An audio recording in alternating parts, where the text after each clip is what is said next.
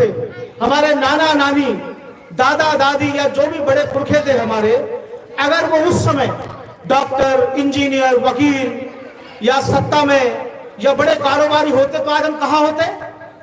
कहाँ होते आज हम?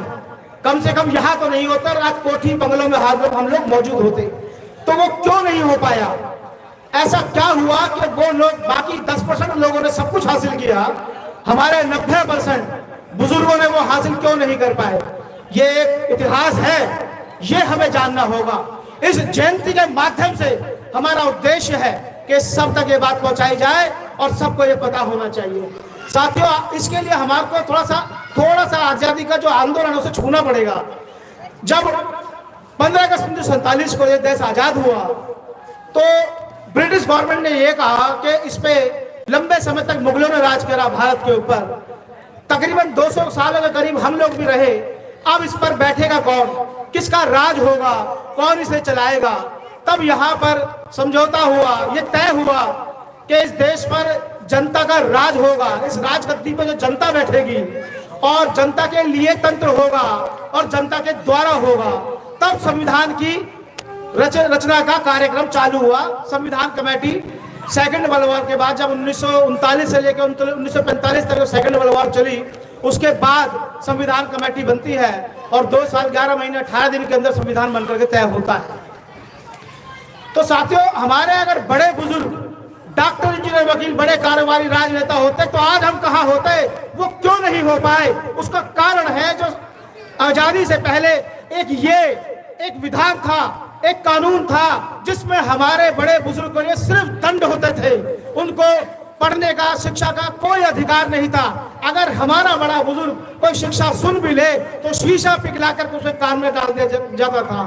किसी भी प्रकार की आपको मेडिकल फैसिलिटी नहीं थी, अच्छे कपड़े पहनने का अधिकार नहीं था, किसी प्रकार का कोई रोजगार नहीं था।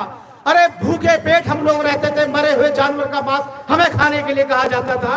हमारे को सुबह और शाम में निकलने की अनुमति नहीं थी, केवल दिन में निकलोगे और गले में हांडी और पीठ के पीछे झाड़ू टांग दी जाती थी कि यदि थूक भी तुम्हें आए तो हंडिया में थूको और जिस जगह से तुम निकलो तुम्हारे कदमों के निशान भी उस जगह पे ना पड़े। जिसका पेट भूखा हो, क्या उसका दिमाग काम करता है? भजन में भी सुना होगा कि भूखे पेट भजन ना हो गोपाला। जिसका पेट भूखा, उसका दिमाग पूर्ण रूप से काम नहीं करता। हमें अच्छे कपड़े पहनने का अधिकार नहीं था, अच्छे घर मकानों में रहने का अधिकार नहीं था। गांव के बाहर हमारे घर मकान हुआ करते थे, चाहे कोई जंगली जानवर आए, कुछ भी हो, हम लोग वहां रहा करते थे। जब हमें किसी प्रकार का अधिकार नहीं था, शिक्षा का अधिकार नहीं था, तो हम लोग कैसे बढ़े? केवल 10% में ही बुद्धि थी, वही सब कुछ बने। उन्होंने ही सारे राजपाट चलाए, उन्होंने ही कारोबार किया, क्योंकि वो जो मनु का संविधान था, जिसे मनुस्मृति कहा जाता है, वो 90% यानी कि हमारे बड़े बुजुर्गों को सिर्फ दंड देता था और 10% वो मनुस्मृति उन 10% लोगों के लिए जो कथा कथित अपने आप को स्वर्ण कहते हैं, उन लोगों को वो सारे हक अधिकार देता था। उनको आर्थिक आजादी थी, उनको धार्मिक आजादी थी, उनको राजनीतिक आजादी थी, उनको सामाजिक आजादी थी, उनके पास सब कुछ था। वो संपन्न उस वक्त भी थे जब ये देश आजाद नहीं हुआ था, और सिर्फ सत्ता उनके पास नहीं थी, बाकी उनके पास सब कुछ था। अगर कुछ नहीं था तो हमारे पास नहीं था। तो सेकंड वर्ल्ड वॉर के बाद जब संविधान की बात हुई तो बाबा साहब ने वहां मसला रखा कि ये जो आजादी होगी, क्या ये 90% लोगों के लिए भी वही आजादी होगी जो 10% उसको भुगत रहे हैं? तब ये ब्रिटिश गवर्नमेंट में तय हुआ।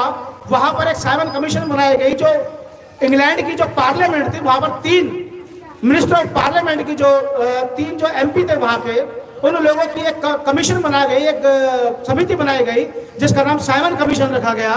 उस समिति के लिए कहा गया कि 1931 में जनगणना की जाए, इनकी जातियां देखी जाए कि कितने लोग किस किस जातियों में बटे हुए हैं, किस प्रकार से रह रहे हैं, इनके बीच में जाए और इनकी गणना करें और किसको किसका कैसे उत्थान हो, किसको किस प्रकार से लाभ हो।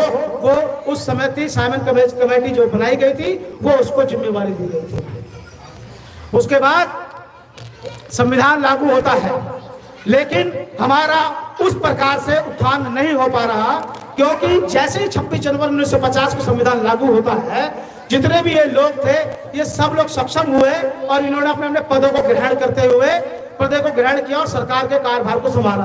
क्योंकि ये वही लोग थे जिनका जो मनुस्मृति चाहते थे, संविधान नहीं चाहते थे।